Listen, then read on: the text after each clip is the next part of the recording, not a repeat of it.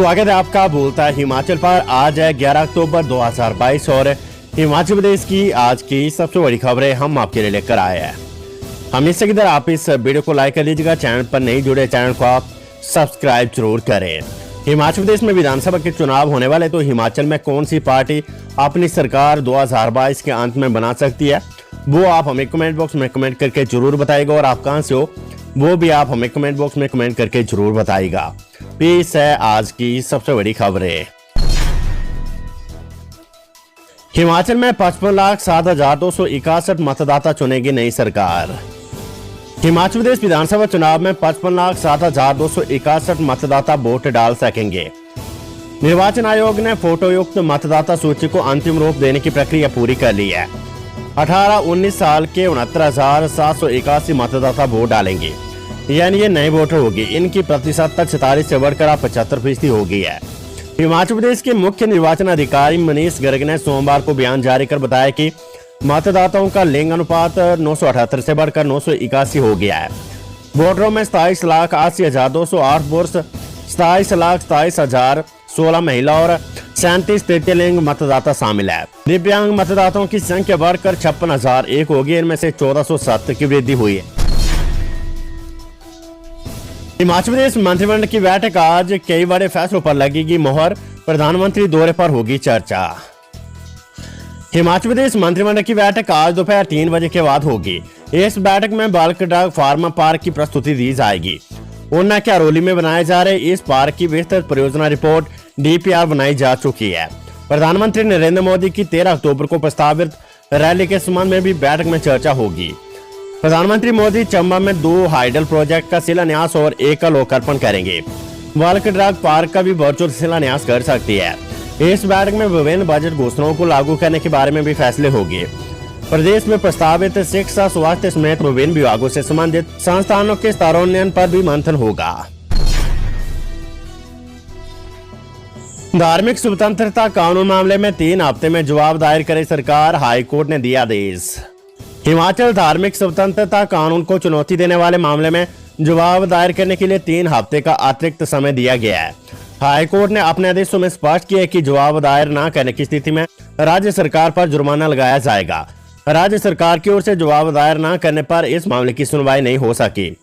मामले को मुख्य न्यायाधीश आजमल सईद और न्यायाधीश ज्योत्सना रिवालदुआ की खंडपीठ के समक्ष सूचीबद्ध किया गया था। हिमाचल धार्मिक स्वतंत्रता कानून अधिनियम 2019 के प्रावधानों को अदालत में चुनौती दी गई है।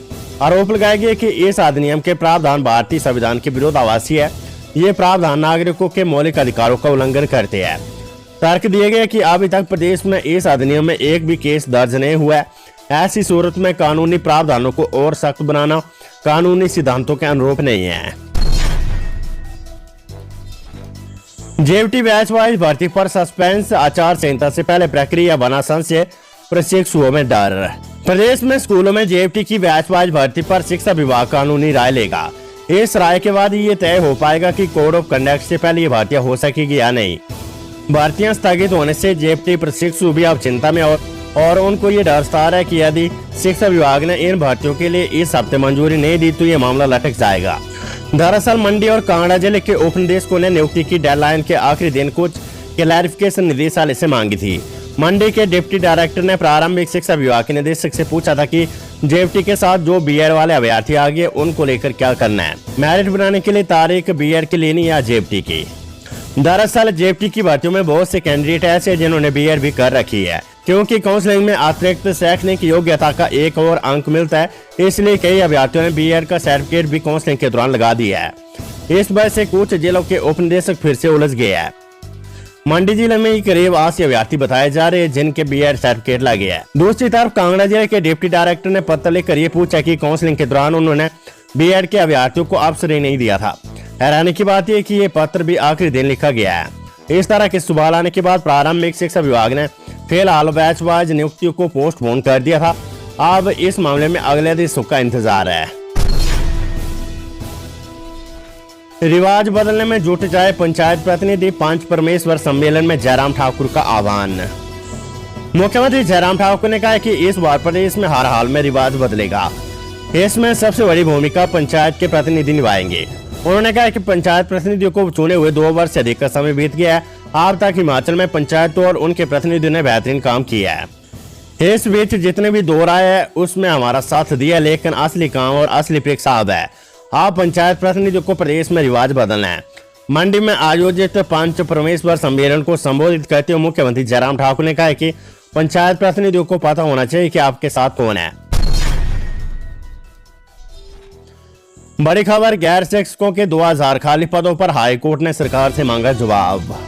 हिमाचल प्रदेश के सरकारी स्कूलों में जूनियर ऑफिस असिस्टेंट और लाइब्रेरियन के 2000 से ज्यादा खाली पद पड़े हैं।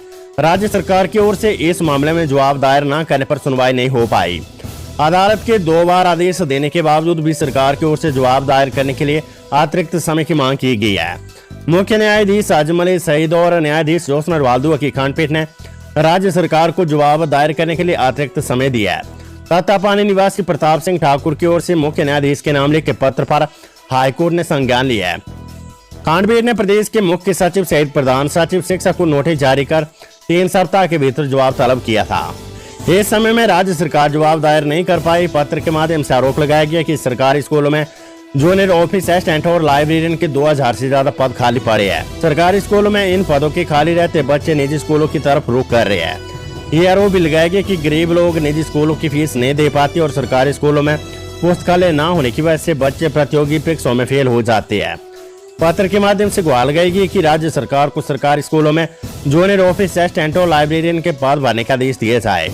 मामले की सुनवाई अब 3 सप्ताह के बाद निर्धारित की गई है। चंबा चौगान में सुबह 10 बजे जनसभा को संबोधित करेंगे प्रधानमंत्री मोदी। प्रधानमंत्री नरेंद्र मोदी 13 अक्टूबर को चंबा चौगान में सुबह 10 बजे जनसभा को संबोधित करेंगे। हिमाचल प्रदेश बॉल फेडरेशन के अध्यक्ष त्रिलोक कपूर ने कहा है कि जिला भर से 75,000 लोग जनसभा में भाग लेंगे। केंद्रीय मंत्री अनुराग ठाकुर, मुख्यमंत्री जयराम ठाकुर, सुरेश कश्यप, सौदान सिंह, देवेंद्र राणा सहित चंबा कांगड़ा के प्रभारी जनसभा में मौजूद रहेंगे।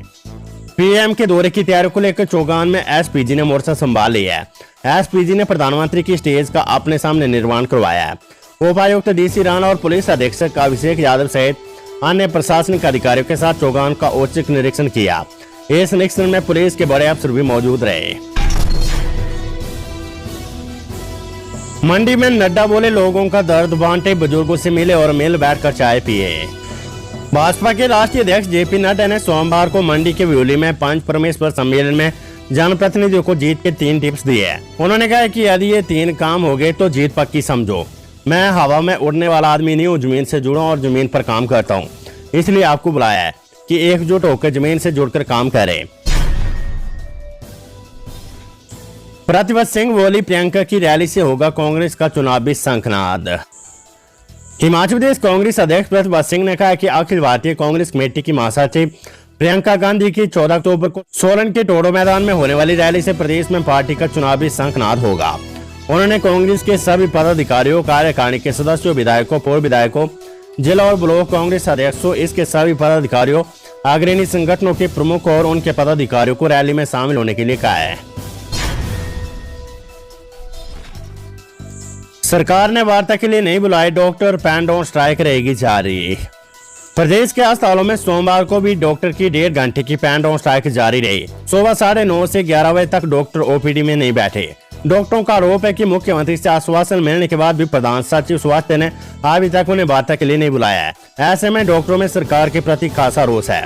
हिमाचल चिकित्सा अधिकारी संघ के अध्यक्ष डॉक्टर अनुपम बंदन का कहना है कि जब तक सरकार डॉक्टर को वार्ता के लिए नहीं बुलाती है तब तक 1.5 घंटे की पेन डाउन स्ट्राइक जारी रहेगी। उन्होंने कहा कि सरकार के ऐसे रवैये को लेकर संघ की राज्य और जिला कार्यकारिणी के पदाधिकारी जल्द बैठक करेंगे, जिसमें आगे की रणनीति तैयार की जाएगी। प्रदेश में 2 दिन खराब रहेगा मौसम, अब दिसंबर तक सामान्य से कम बरसेंगे बादल। हिमाचल प्रदेश में मंगलवार और बुधवार को प्रदेश में मौसम खराब रहेगा। उसके बाद प्रदेश में मौसम के साफ रहने का अनुमान है। मौसम विभाग ने प्रदेश के 8 जिलों में 11 और 12 अक्टूबर को बारिश का पूर्वानुमान जताया है। इस दौरान प्रदेश के मैदानी इलाकों में बारिश के आसार है, तो प्रदेश की ऊंची चोटियों पर बर्फ के हल्के फाहे गिर सकती है। वहीं 13 अक्टूबर से प्रदेश में मौसम साफ रहेगा। मौसम विभाग की ओर से जारी रिपोर्ट में कहा गया कि प्रदेश में पोस्ट मानसून सीजन यानी अक्टूबर माह से सितंबर तक बारिश सामान्य से कम होगी। हालांकि इस दौरान न्यूनतम तापमान में गिरावट आने के आसार है। धर्मशाला कॉलेज में भीड़े एबीवीपी और एनएसयूआई के कार्यकर्ता, कई छात्र लहूलुहान थाने में पहुंचा मामला। पीजी कॉलेज धर्मशाला में एबीवीपी और एनएसयूआई कार्यकर्ताओं में हिंसक झड़प हुई है, जिसमें कुछ छात्रों को गंभीर चोटें आई है। हिंसक झड़प के बाद महाविद्यालय प्रशासन ने भी कड़ा संज्ञान लिया है। महाविद्यालय प्रशासन ने इस बाबत पुलिस स्टेशन धर्मशाला में भी शिकायत दर्ज करवा दी है, ताकि मामले की तह तक पहुंचा जा सके। महाविद्यालय के प्रिंसिपल डॉक्टर राजेश कुमार ने बताया कि उन्हें आज दोपहर को एनएसयूआई और एबीवीपी की छात्रों की झड़प की जानकारी मिली। वे लोग मौके पर पहुंचे तो उनमें कोई नजर नहीं आया, मगर उसके बाद एबीवीपी के कुछ कार्यकर्ता उनके पास आए और शिकायत की कि उनके साथ एनएसयूआई के कार्यकर्ताओं ने मारपीट की है। इस पर पूरे मामले की तहकीकात के लिए उनकी ओर से धर्मशाला पुलिस स्टेशन में शिकायत दर्ज करवाई गई है। पुलिस मामले की जांच कर रही है। जो भी दोषी पाया जाएगा उसके खिलाफ सख्त कार्रवाई की जाएगी। उन्होंने कहा कि कॉलेज में हमेशा शिक्षा का माहौल बनाए रखने की अपेक्षा की जाती है, मगर शरारती तत्व जब शिक्षा के मंदिर का माहौल खराब करने की कोशिश करेंगे तो उनके खिलाफ हर लिहाज से कार्रवाई की महाविद्यालय मांग करता है।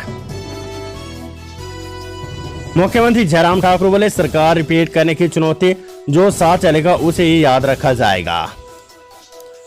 हिमाचल प्रदेश के बिपाशा सदन मंडी में सोमवार को भाजपा के राष्ट्रीय अध्यक्ष जेपी नड्डा की मौजूदगी में पंच परमेश्वर सम्मेलन हुआ है। इसमें सीएम जयराम ठाकुर ने कहा कि 2017 में सरकार बनाने की चुनौती थी, अब रिपीट करने की है। जो साथ चलेगा उसे याद रखा जाएगा। सभी एकजुट होकर चले, जीत तय और जीत होगी।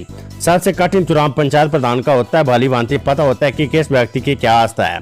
सबको साथ लेकर चलने का दायित्व पंचायत प्रतिनिधियों का है। आप पंचायत चुनाव के मतभेद बुलाकर साथ चलने का समय है। सभी एकजुट होकर पार्टी को मजबूत करने की दिशा में काम करें।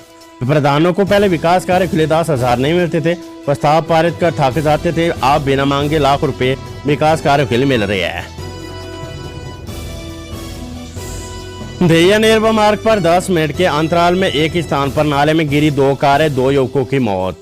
हिमाचल प्रदेश के शिमला जिले में दहिया नेरवा मार्ग पर जल शक्ति विभाग के स्टोर के समीप गिल्लर नाला में सोमवार दोपहर अजीबोगरीब तरीके से 2 कारें दुर्घटनाग्रस्त हो गई है। 10 मिनट के अंतराल में 2 कारें एक स्थान पर हादसे का शिकार हो गई है। इन हादसों में 2 युवकों की मौत हो गई है।